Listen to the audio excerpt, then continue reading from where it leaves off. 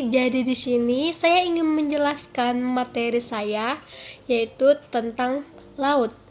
Jadi di sini perkenalkan dulu, nama saya Yolanda Margareta Komuk, absen 34, kelas 10 MIPA 4. Selamat menyaksikan. Saya ingin menjelaskan terlebih dahulu pengertian laut.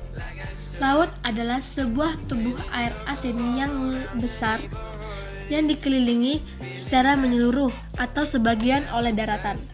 Dalam arti yang lebih luas, laut adalah sistem perairan samudra berair asin yang saling terhubung di bumi, yang dianggap sebagai satu samudra global atau sebagai beberapa samudra utama.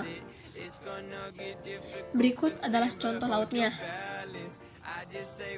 Lanjut ke gerak air laut. Gerakan air laut menciptakan arus laut. Arus laut adalah gerakan massa air laut dari satu tempat ke tempat lain, baik secara vertikal maupun horizontal, dikarenakan tiupan angin atau perbedaan densitas atau pergerakan gelombang yang panjang sehingga menuju keseimbangan. Berikut adalah faktor yang menimbulkan arus laut, antara lain 1. Angin. 2. Perbedaan pendapatan air laut. 3. Perbedaan kadar garam. Yang 4. Pasang naik dan pasang surut. Yang 5. Ada perbedaan suhu. Jenis-jenis arus laut dibedakan menjadi 4 berdasarkan penyebab terjadinya, kedalaman, letak, dan suhu. Yang pertama, berdasarkan penyebab terjadinya. Yang pertama ada arus Ekman, kedua arus termohaline, yang ketiga arus geostropik, yang keempat ada wind drive current. Berikut berdasarkan kedalaman. 1. Arus permukaan, yang kedua arus dalam. Berdasarkan letak. 1. Arus atas, yang kedua arus bawah. Berdasarkan suhu. 1. Arus dingin, yang kedua arus panas. Gelombang laut. Gerakan air secara osilasi yang dicirikan oleh naik turunnya permukaan air laut. Gelombang air laut disebabkan oleh 1. Angin, 2. Menabrak pantai, 3. Gempa bumi. Pasang surut air laut adalah naik turunnya air laut yang terjadi karena pengaruh gaya tarik bulan dan matahari terhadap bumi, sehingga pasang surut air laut lebih banyak dipengaruhi oleh bulan.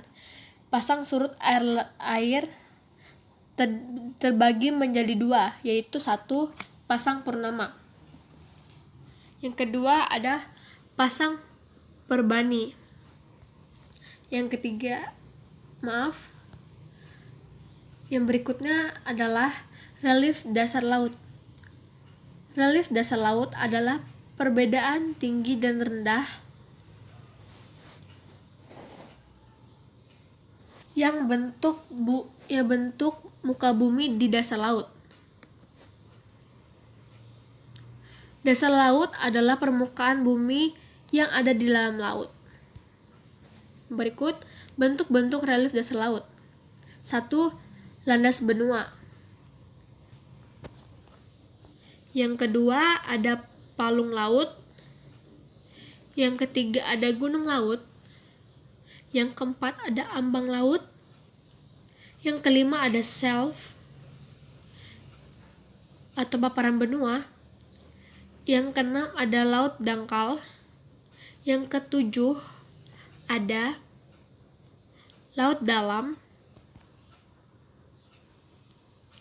Yang kedelapan lubuk laut. Yang kesembilan punggung laut. Dan yang terakhir adalah pulau koral atau pulau karang. Manfaat laut dalam kehidupan. 1. Sebagai sumber bahan makanan. Yang kedua sebagai jalur transportasi. Yang ketiga sebagai sumber energi. Yang keempat, sebagai tempat wisata. Yang kelima, sebagai sumber uap air untuk hujan. Penjelasan panjang tentang manfaat laut dalam kehidupan. 1. Sebagai sumber bahan makanan. 2. Sebagai jalur transportasi. Yang ketiga, sebagai sumber energi. Yang keempat, sebagai tempat wisata. Yang kelima, sebagai uap air untuk hujan. Sekian PowerPoint dari saya tentang laut. Jika ada kekurangan dalam PowerPoint ini, mohon dimaafkan. Terima kasih.